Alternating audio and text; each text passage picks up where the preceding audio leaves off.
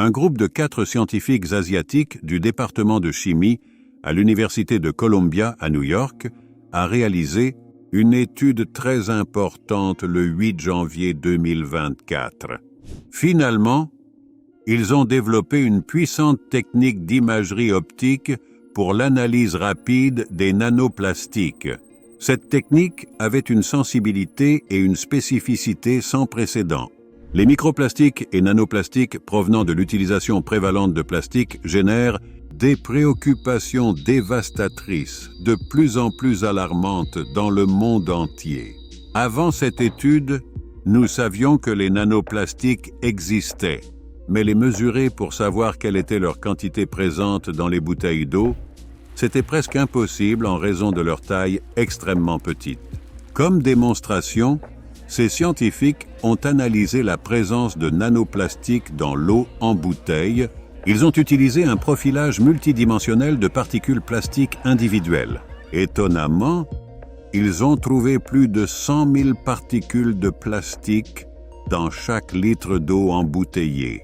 Une quantité alarmante de 90 000 particules était de nanoplastiques et 10 000 de ces particules se sont avérées être des particules de microplastiques. Les plastiques sont omniprésents dans notre vie quotidienne.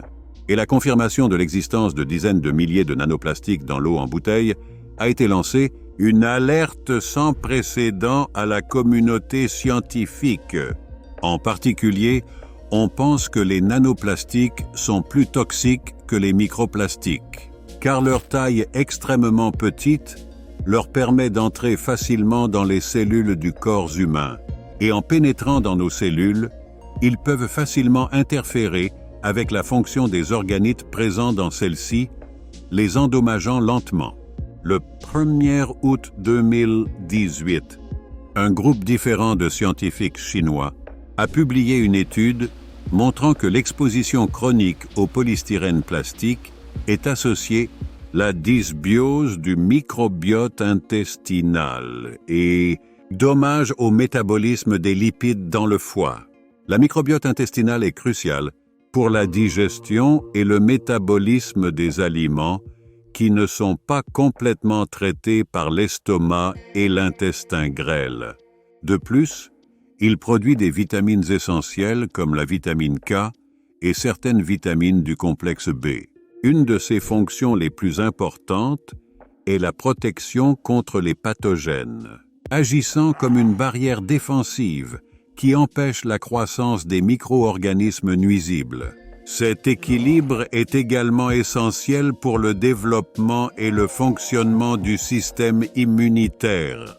De plus, il existe une connexion significative entre le microbiote intestinal et le système nerveux, connu sous le nom d'axe intestin-cerveau, qui peut influencer l'humeur et la santé mentale.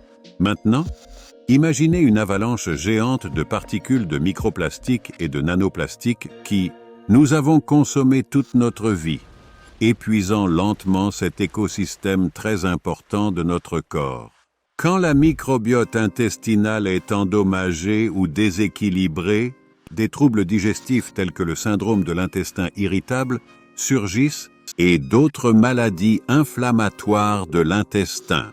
Un déséquilibre peut augmenter le risque d'infection car la fonction de barrière protectrice est perdue. Des problèmes immunitaires tels que les allergies, l'asthme et les maladies auto-immunes peuvent également être le résultat de ce déséquilibre. De même, on a observé que les changements dans le microbiote affectent la santé mentale. Des troubles tels que la dépression et l'anxiété se créent. D'un point de vue métabolique, un déséquilibre dans le microbiote peut contribuer à des conditions comme l'obésité, le diabète de type 2 et le syndrome métabolique. Enfin, l'usage excessif d'antibiotiques peut endommager la microbiote, conduisant au développement de souches résistantes à ces médicaments. En résumé, maintenir un microbiote intestinal sain est clé pour la santé en général. La microbiote influence tout, du système digestif au système immunitaire et nerveux. Le 2 novembre 2011, une étude a été publiée montrant l'effet des phtalates, un type de microplastique qui favorise la croissance des cellules tumorales dans le cancer du sein. Ils ont découvert que l'exposition aux phtalates augmentait la translocation de la membrane dans ces cellules tumorales, en plus de renforcer la fonction nucléaire de celles-ci, faisant ainsi augmenter leur prolifération. Alarmant! Cette image permet de montrer clairement comment l'exposition aux phtalates augmente la croissance tumorale chez les souris. Le 24 avril 2017, un autre groupe de scientifiques a décidé d'évaluer la concentration de microplastiques dans les organes des souris après 28 jours d'exposition à ceux-ci. Les résultats suivants ont été trouvés en seulement 28 jours. Maintenant, calcule combien de plastique ont vos organes après avoir consommé de l'eau en bouteille, Coca-Cola et des jus artificiels dans des bouteilles en plastique toute votre vie. Il a été découvert que l'exposition aux microplastiques chez les souris endommage le métabolisme, en particulier sa capacité à produire de l'énergie. Le foie de ces souris avait une concentration très faible d'ATP, la molécule d'énergie, et une augmentation de LDH. Le foie de ces souris est devenu plus petit, et ces souris ressentaient plus de faim, mangeaient plus, suggérant une possible carence énergétique. Il a également été démontré une neurotoxicité chez ces souris, en particulier un déséquilibre disproportionné dans la concentration de neurotransmetteurs dans son cerveau. Cette image montre la concentration de microplastiques dans les différents tissus des souris étudiées. Dans ce cas, ce sont les points verts que nous voyons clairement dans le foie, le rein et l'intestin de ces petites souris. Pour ne pas trop allonger cette section sur la toxicité des nanoplastiques et microplastiques, je veux terminer en parlant de leur effet sur la fertilité des femmes et ses effets comportementaux chez les enfants. Il existe de plus en plus de preuves que le bisphénol A, BPA, un plastique qui est clairement un perturbateur endocrinien, pourrait avoir des effets néfastes sur les humains. Des études épidémiologiques récentes suggèrent une relation entre l'exposition au BPA et divers problèmes de santé en étape périnatale, infantile et adulte, y compris les troubles de la reproduction et du développement, les maladies métaboliques et d'autres effets sur la santé. Et si les microplastiques et les nanoplastiques sont si toxiques, que pouvons-nous faire pour réduire leur consommation? Une estimation de 8,8 millions de tonnes de déchets plastiques pénètre dans l'océan chaque année. Environ 276 000 tonnes de ce plastique flottent en mer.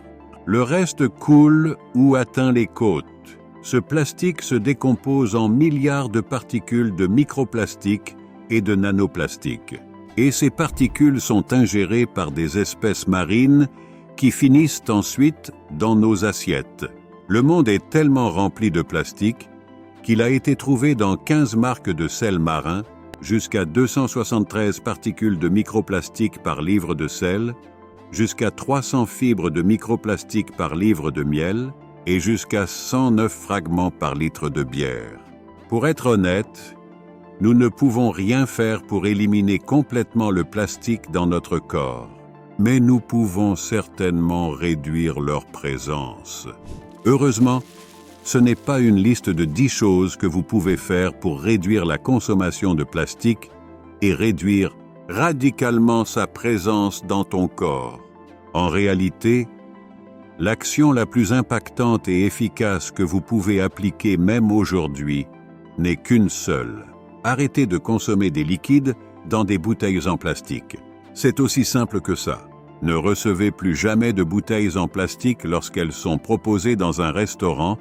Vous pouvez simplement demander celles en verre, bien que même celles-ci peuvent contenir des traces de plastique qui tombent dans l'eau par le biais de leur couvercle.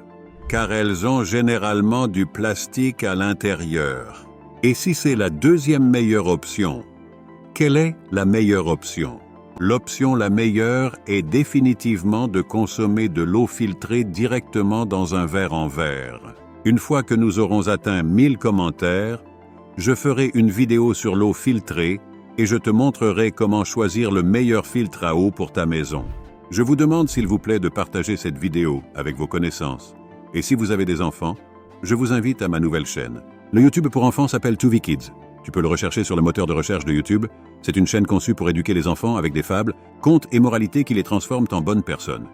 Il suffit d'écrire 2V Kids dans le moteur de recherche YouTube et de vous abonner. Nous voulons changer le monde pour le mieux. En 2V, j'ai une grande quantité de vidéos éducatives, comme celle que tu viens de voir, et ensuite, tu vas voir 2 qui sont de ton intérêt. Merci beaucoup d'avoir regardé cette vidéo jusqu'à la fin et je t'envoie un câlin.